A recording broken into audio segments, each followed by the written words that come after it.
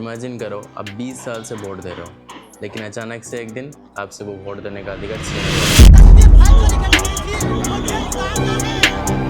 आपके पास सब valid documents होने के बावजूद भी आपका नेम वोटर लिस्ट से गायब हो गया। और ये कोई कहानी नहीं है, ये हकीकत में हो रहा है वेस्ट बंगाल इलेक्शन से ठीक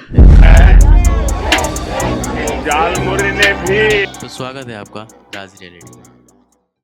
2026 वेस्ट बंगाल इलेक्शन से पहले एक प्रोसेस हुआ जिसका नाम है SIR, जिसका काम था डुप्लीकेट वोटर्स को हटाना, डेड वोटर्स का नेम रिमूव करना और इलीगल एंट्रीज को क्लीन करना। बट रियलिटी कुछ और ही था।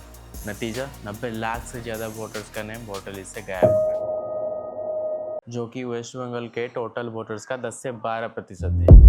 मतलब हर 10 में से एक वोटर का नेम गायब है। पहले ये समझते कि SIR क्या है। गवर्नमेंट या फिर इलेक्शन कमीशन से कुछ लोग आपके घर आएंगे और आपका डॉक्यूमेंट्स वेरीफाई करेंगे। अगर कुछ मिसमैच हुआ तो आपका नेम वो वोटर लिस्ट से गायब कर दे। इलेक्शन कमीशन ये कह रहा है कि ये सिर्फ इलीगल इमिग्रेंट्स को रिमूव करने के लिए है, लेकिन अपोजिशन ये कह रहा है कि ये जानबूझ के किया जा रहा है ताकि अपोजिशन का वोट कम किया जा सके। BJP wants that forcefully to rig the election. अगर हम रियल डाटा को उठाएंगे तो वेस्ट बंगाल में SIR से पहले करीब 7.6 करोड़ वोटर्स थे, यानी कि 7 करोड़ 60 लाख।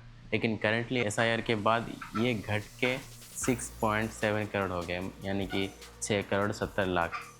करीब करीब 90 लाख से ज़्यादा वोटर का नेम वोटर लिस्ट से गायब हो गया। और ये कोई छोटा अमाउंट नहीं है। एक 97 साल की बुजुर्ग महिला जिन्होंने हर इलेक्शन में अपना वोट दिया है, आज उनका नेम वोटर लिस्ट से गायब हो गया due to some minor spelling mismatch. मतलब सोच के देखो, जिन्होंने अपनी सारी जिंदगी देश के लिए वोट दिया, आज उनका नेम वोटर लिस्ट से गायब। यहाँ तक कि 2 भाई जो कि एक BSF में है और एक SSB में है, उन लोगों का नेम भी वोटर लिस्ट से गायब हो गया। मतलब सोच के देखो, जिन्होंने अपनी पूरी ज़िंदगी देश के नाम कर दिया, आज उन दोनों का नेम वोटर लिस्ट से गायब हो गया। It's just a same on the government and the election commission.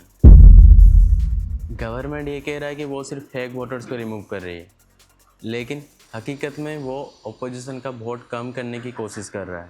इससे माइनॉरिटीज़ और पोर लोग ज़्यादा इफेक्ट हो रहे हैं, और इन द अदर हैंड इसका असर सीधा डेमोक्रेसी के ऊपर पड़ रहा है। रिपोर्ट के अनुसार जितने भी वोटर का नेम वोटर लिस्ट से गायब हुआ है, उनमें से ज़्यादातर मुस्लिम मेजोरिटी एरियाज जैसे कि मुर्शिदाबाद एंड मालदा। अगर हम इसको पॉलिटिकल एंगल से देखेंगे तो इस सब के पीछे सिर्फ दोनों का हाथ है। एक है ममता बनर्जी जो कि TMC के हेड है, और दूसरा है नरेंद्र मोदी जो कि BJP के हेड है। TMC कह रहा है कि वोट चोरी हो रहा है, और BJP कह रहा है वो सिर्फ इलीगल वोटर्स को रिमूव कर रहे हैं। जैसे कि हम सबको पता है, BJP एक हिंदू मेजोरिटी पार्टी है, तो उसे पता है कि बंगाल के मुस्लिम्स BJP को वोट नहीं देंगे, तो जाहिर सी बात है वो इसीलिए मुस्लिम मेजोरिटी एरियाज में वोटर लिस्ट को रिमूव कर रहे हैं। यहाँ पे हम किसी भी पॉलिटिकल पार्टी को सपोर्ट नहीं कर रहे। अगर BJP इलीगल बांग्लादेशी इमिग्रेंट्स को बाहर निकालना चाहती है तो हम पूरी तरह से उसके साथ हैं, लेकिन अभी के टाइम में वो इलीगल बांग्लादेशी इमिग्रेंट के साथ साथ बहुत सारे रियल वोटर्स का नेम भी वोटर लिस्ट से गायब कर रहा है ताकि ऑपोजिशन का वोट कम किया जा सके। और TMC भी बांग्लादेशी इमिग्रेंट्स को इसीलिए सपोर्ट करता है क्योंकि उनसे TMC को वोट मिलता है। सो बेसिकली इनमें दोनों का ही फ़ायदा है। TMC इन्हें रहने के लिए जगह दे रही है और ये लोग TMC को वोट दे रहे हैं। मेरा सवाल गवर्नमेंट से सिर्फ इतना है, अगर उसे पता था और वो सच में बांग्लादेशी इमिग्रेंट्स को बाहर निकालना चाहती थी, तो वो काम उन्होंने पहले क्यों नहीं किया? अभी के टाइम पे इलेक्शन से पहले क्यों कर रहे हैं? और पहली बात, ये बांग्लादेश बॉर्डर क्रॉस करके हमारे देश में घुसे कैसे? बॉर्डर तो नेशनल सिक्योरिटी के अंडर आता है ना, और नेशनल में तो BJP की सरकार है। सोचने वाली बात नहीं है। तो ये किसका फेलियर है? BJP का, क्योंकि सेंट्रल में तो BJP है ना। अगर आपने यहाँ तक वीडियो देखा तो नीचे आपका ओपिनियन जरूर कमेंट करके जाना। तो मिलते हैं एक और नई वीडियो के साथ, तब तक के लिए जय हिंद जय भारत।